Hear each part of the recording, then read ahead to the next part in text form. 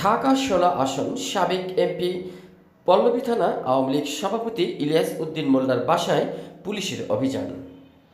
২ দিন আগে একটি ফেসবুকের মাধ্যমে শহীদ রাষ্ট্রপতি জিয়াউর রহমান সাহেবের মাজার উপড়ে ফেলার কথা বলার পরেই এই অভিযান শুরু হয়েছে এবং বিএনপি বিভিন্ন নেতাকর্মী এই বিষয়ের উপরে প্রতিবাদ করেছেন।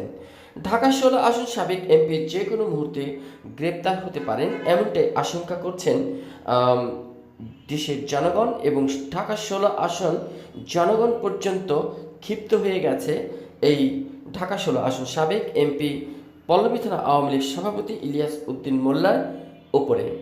বিভিন্ন ঝাড়ু মিছিল থেকে শুরু করে সব ধরনের মিছিল পর্যন্ত করে ফেলেছেন। রিপোর্টে শাহ আলম সম্রাট, MCB TV।